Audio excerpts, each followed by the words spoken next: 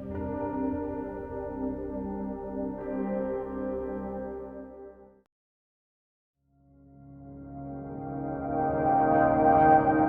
chose 35 of the world's last, remotest, untouched, aesthetically beautiful tribes and cultures in 35 of the world's most diverse geographical locations, and off I went on a journey. What we see today is the first third of this project.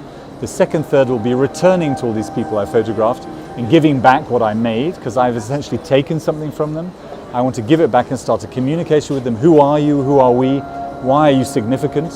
What can you learn off us and what can we learn off you, whilst you evolve and develop into the developed world? And then part 3 is another 35, and those are 35 which I will need more status and a bigger name and more of an authority to get access to, because governments either are protecting them or they're deterring people like me from visiting them. The true challenge is communication. How do you communicate with these people? How do you communicate with them on a superficial level, but then how do you communicate on a deep level in wanting to make these photographs? If you imagine there are 7,000 official languages in the world. Of each language there are 1,001 other dialects. So if you take a translator with you, the chances are that he only speaks a few words of the real language of the people you get to. So it's ultimately up to me. So you're jumping in the deep end. But that, in actual fact, is what it's all about. If you dare commit, if you dare become vulnerable, if you dare metaphorically strip off and get in there, if you dare take a very old, 50-year-old technical camera and a tripod and plate film and be on your own, well, in the case I had a cameraman with me, you have to go to the very source of how people communicate with one another. And that goes far beyond language. It goes into touch, it goes into body language, physicality, your eyes, it goes into emotion, laughter, crying. I had many physical accidents because I couldn't actually cope with what I was doing. I was on the limit of my physical capabilities. And in that way, you re-communicate on a human basis. Who are we as human beings? If you have a translator who literally speaks that dialect, and if you have a digital camera, first you don't bother getting out of your car or a vehicle or getting off your horse because you keep the distance. Secondly, you let somebody else do the communication for you. So you never really get into the subject matter.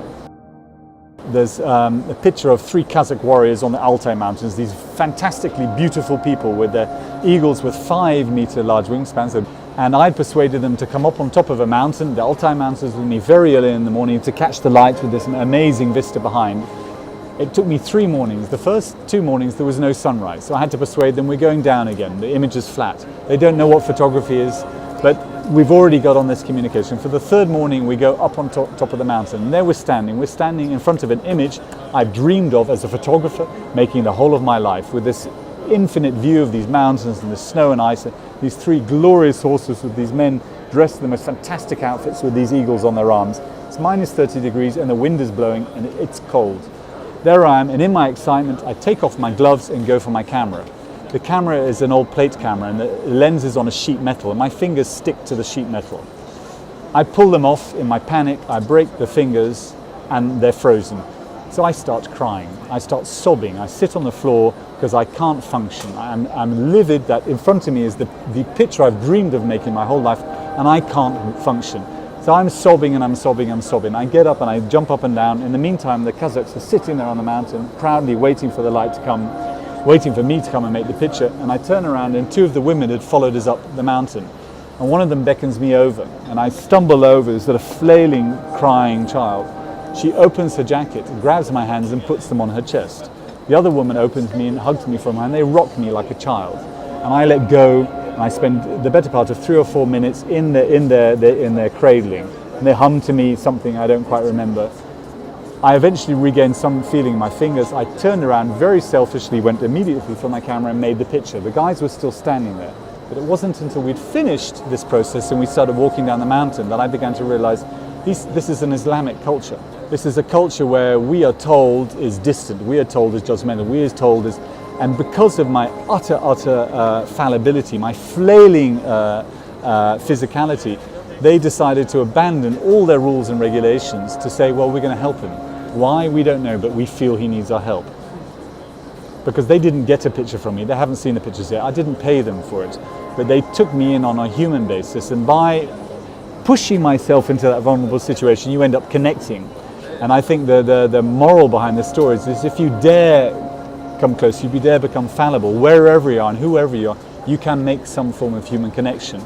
And the icing on the cake of that human connection is making these pictures with this large-scale camera, these pictures of dignity and pride and hopefully beauty. The majority of the people weren't necessarily aware of what the camera was. They have no form of documenting or their being. So this whole idea of stealing their culture in a photograph, when they never had photography in their culture in the first place, where did that come from?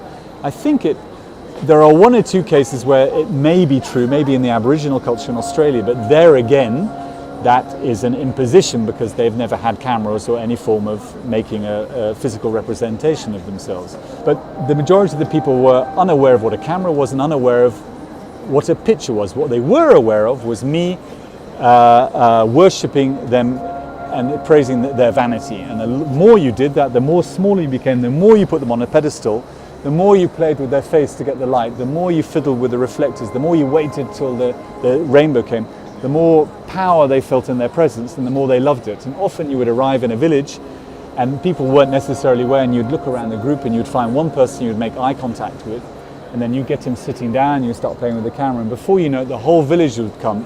And then the inverse would happen. They wouldn't let you go until everybody had sat on that chair and everybody had me touch them and raise their chin and turn it to the left and turn it to the right and put that film in the camera.